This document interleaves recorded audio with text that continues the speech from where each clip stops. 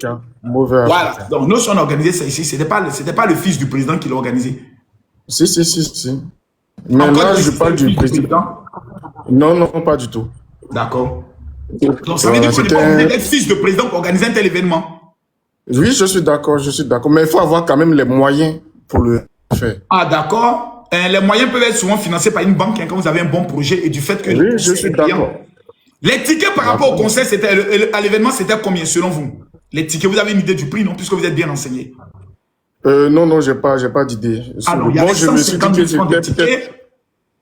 D'accord. Il y avait 50 000 francs de tickets. Et puis les 150 000, c'est ceux que vous voyez en foule. Hein. Maintenant, il y avait 50 000 francs de tickets. Maintenant, ceux qui s'asseyaient les VIP, là-bas, c'était 1 500 000 ou 2 millions, si je me trompe.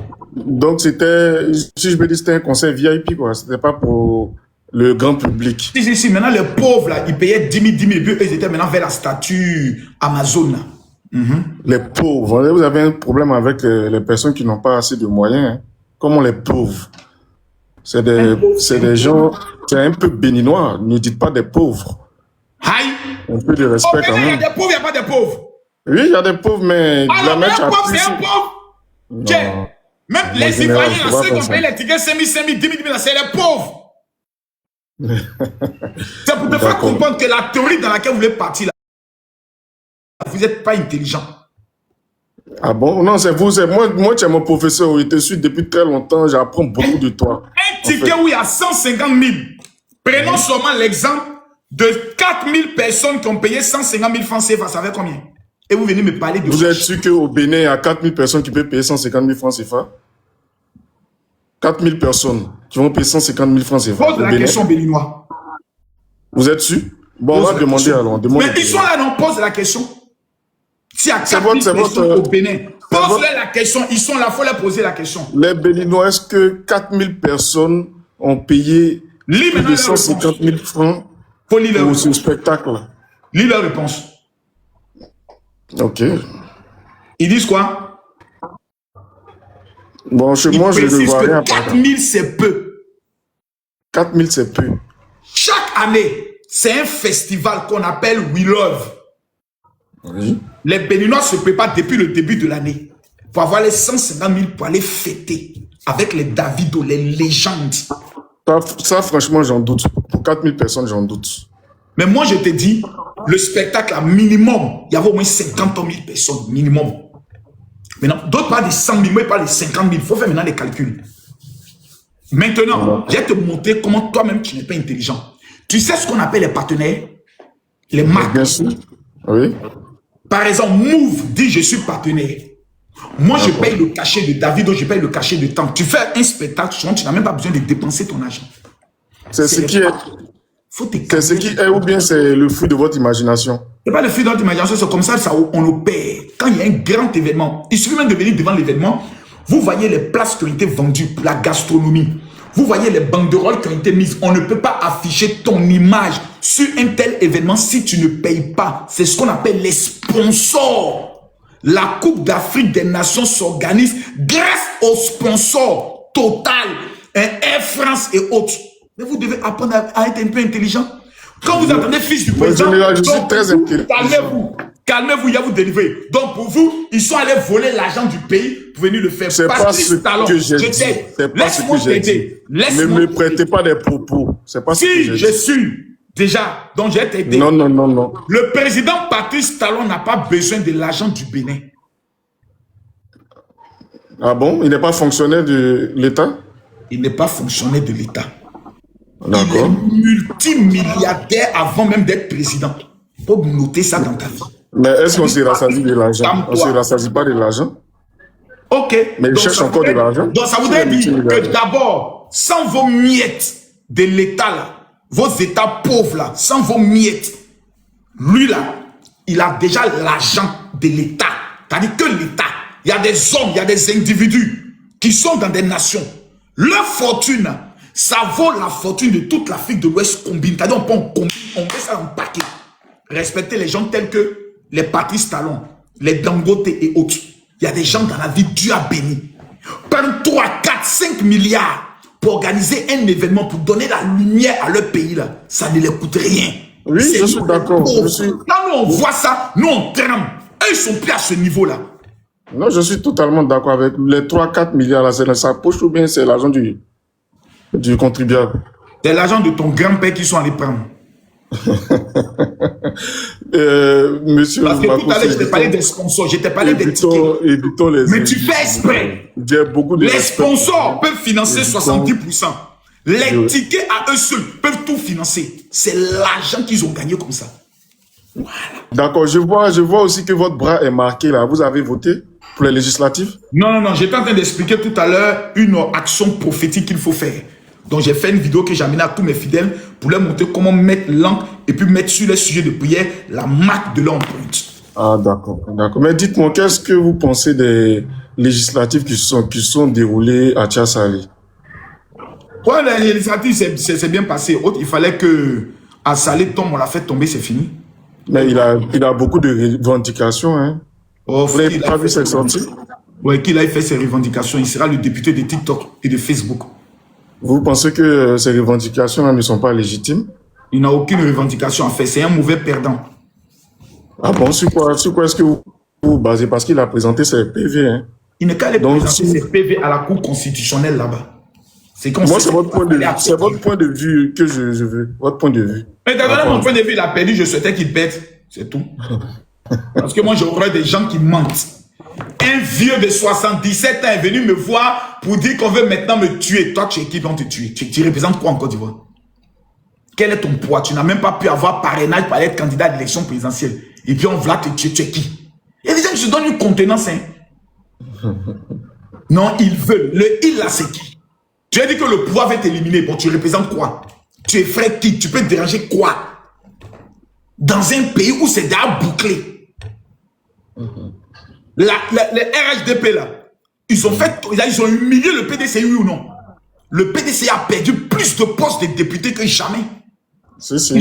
Ils ont fait ce qu'on appelle une démonstration. Voilà. Voilà. Ils vous ont montré que vous êtes des petits. Sur le terrain. Mais là, c'est pas président, c'est Kolo. Voilà. Et puis, quand on dit qu'on a triché, puisqu'il y a des députés qui étaient en prison, mais qui ont gagné quand même. Le porte-parole du PDCI, là, il était en prison, mais il a gagné dans sa localité. Donc, les PV que M. Assalé Tchimoko détient sont pas vrais? Je ne dis pas s'ils sont vrais ou faux. Il n'a qu'à aller déposer ça au conseil constitutionnel. On gérer ça là-bas au hôtel, lui. D'accord. Et puis, on va l'arracher la mairie dans quelques jours, dans quelques années. D'accord, moi. Voilà. Il va venir à notre métier. Il sera maintenant un blogueur comme moi, un casseur de papeaux. Voilà. On sera des collègues. D'accord, on vous a vu aussi récemment en Guinée auprès du président Mamadou Doumbia. Et il y a des vidéos qui circulaient, qui mettaient un peu en cause son état de santé. Vous qui l'avez côtoyé, qui l'avez approché, qu'est-ce que vous pouvez dire par rapport à ça? D'abord, Mamadou Doumbia est un président qui est trop occupé à la direction et à la gestion de son pays. Dans la vie, quand tu organises une élection telle qu'elle est et que tu souhaiterais qu'elle se passe bien, il y a le stress parce que tu te dis il ne faut pas qu'il y ait des bavures. Parce que le challenge de Mamadou Doumbia était d'organiser une élection sans violence. Il n'y a jamais eu une élection, depuis que la Guinée existe, il n'y a jamais eu une élection en Guinée sans violence. Donc, il y a un moment donné, ça te stresse. C'est comme si tu as un projet, tu es en train de... Voyons, tu veux que ça marche. Donc, ça te stresse et autres, c'est normal que tu dépérisses. Il n'y a pas quelqu'un qui a engagé un grand projet, qui a pris le soin de rester en forme. Non, non, tu vas maigrir. Même le président Alassane Ouattara, après les élections, tout dernièrement, il est sorti pour aller faire les législatives, voter. On a senti que le président était un peu amaigri, un peu affaibli, tout. C'est normal. C'est humain. Et un président peut tomber malade, il peut avoir le palu et autres. C'est quelque chose qui est normal. Voilà. Effectivement. Donc, ça nous montre que c'est un être humain. Et là, il vient de gagner. Voilà. D'accord. En tout cas, nous sommes tous fiers de sa victoire. Maintenant, mon général, les histoires de AES, là, vraiment, laissez les débats avec les gens de l'AES. Vous les avez tous mis KO. Donc, les débats revenus encore. Et si ils ont pour projet de déstabiliser nos pays? Non, là, c'est légitime. Là, vous revenez en force. Voilà, là, vous revenez en force. Mais les petites... Je vais les laisser un peu se reposer. Voilà, laissez-les se reposer un peu. En tout cas, c'est bien plus d'arguments. Venir parler à faire de qui? Parce que vraiment, des armes et Je tout. t'entends mal, hein, Bon, je t'entends mal. Les amis, mettez-moi les cœurs. Il a posé de très bonnes questions. Ça, je reconnais. Il était très poli, très courtois dans ses questions. J'ai aimé. J'ai aimé tes questions. Allô, monsieur Oui, Juste.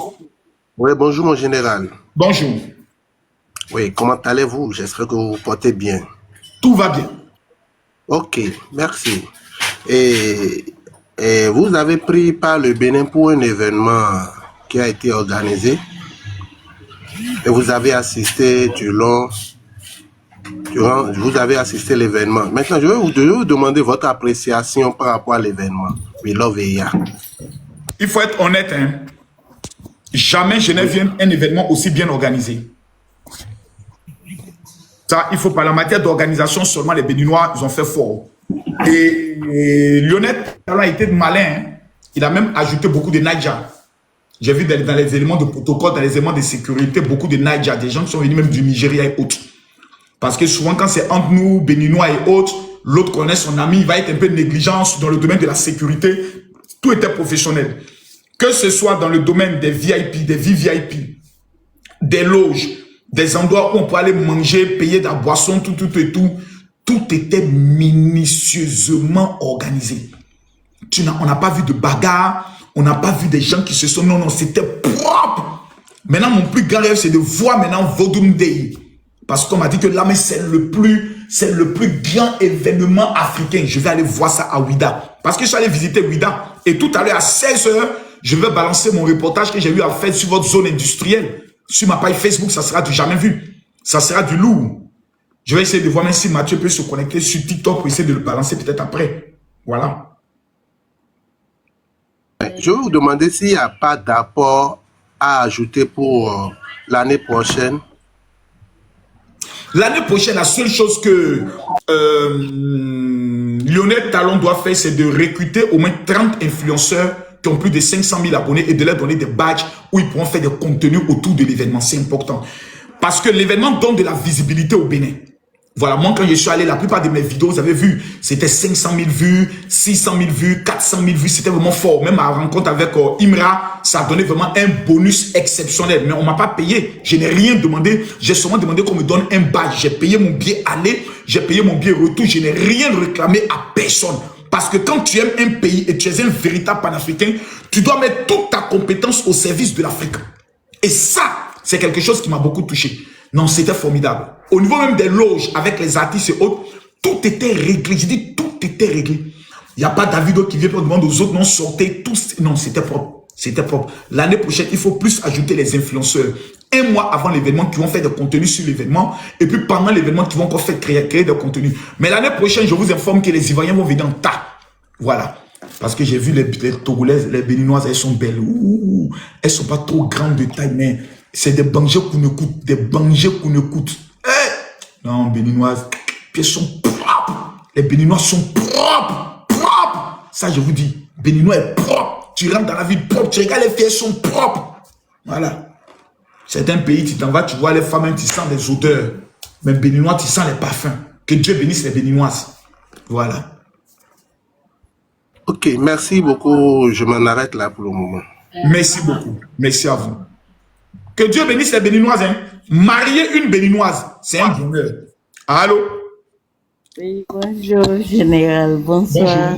Je suis béninoise, ça fait plaisir de vous parler. C'est pour la première fois que je monte sur votre canal.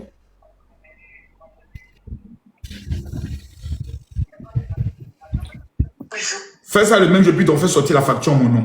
Ok, madame, je vous écoute maintenant. Quelle est votre question, s'il vous plaît?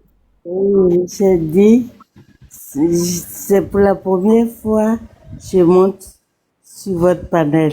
Et ça fait beaucoup, ça me fait beaucoup plaisir. Le plaisir. Donc, vous êtes venu à Cotonou. Il fallait faire un tour aussi à Porto. Et non, la prochaine fois quand je viens, je vais à Porto Novo. Là, j'ai fait Ouida. La prochaine fois, je vais à Porto Novo. Ne vous inquiétez pas. Ok, c'est bien. C'est bien, ça fait plaisir.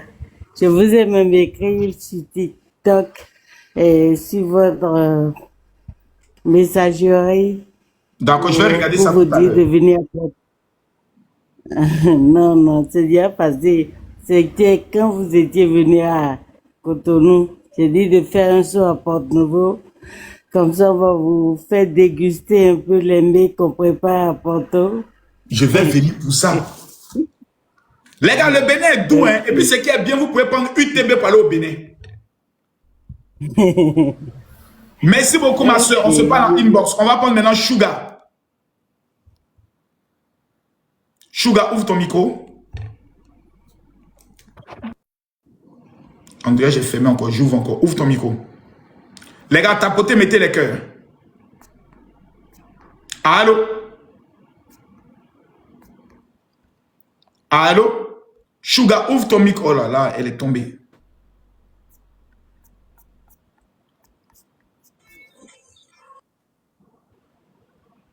Allô? Gloria. Bonjour, mon général. Bonjour. Comment allez-vous? Ça va et vous? Ça va très bien. Alors, jusque-là, j'attends toujours que vous parliez de mon pays, le Burundi. Quand est-ce que vous allez venir aussi au Burundi? Vous m'invitez ou m'amenez le billet d'avion, je viens. Ah, d'accord, d'accord. Alors là, je vais vous laisser un message inbox. D'accord, j'attends le message. Merci beaucoup, Huguette. Le bon. Bonsoir, Papa Makoso. Bonsoir. Bon, je suis béninois, je suis monté pour vous saluer et aussi vous poser une question. Allez-y. Et ma question est que on veut rentrer en 2026 dans quelques Dans heures. quelques heures. Oui.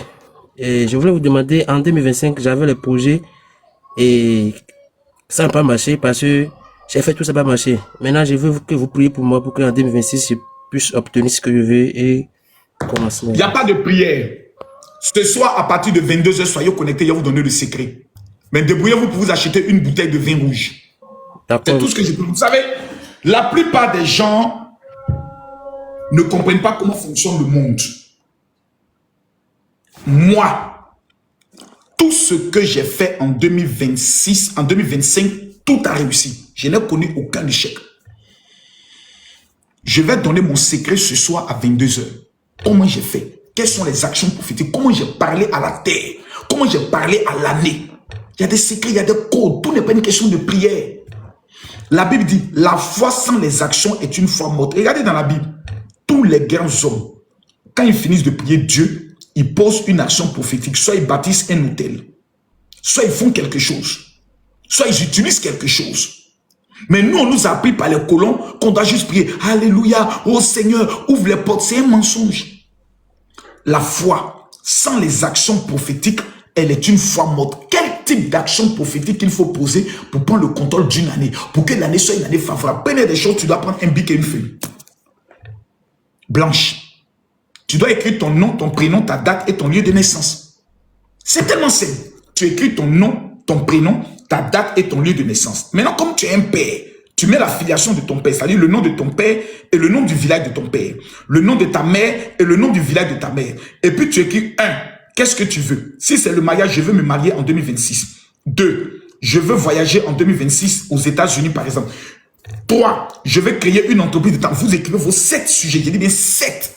Vous ne devez pas avoir plus de 7. Vous écrivez 7 sujets de prière. Quand vous finissez d'écrire les 7 sujets de prière, vous mettez l'encre sur votre main comme ça. Et vous mettez en bas du papier. Pliez le papier, mettez dans une bouteille de vin rouge. Vous devez lire le psaume chapitre, excusez-moi, je vous le redonne.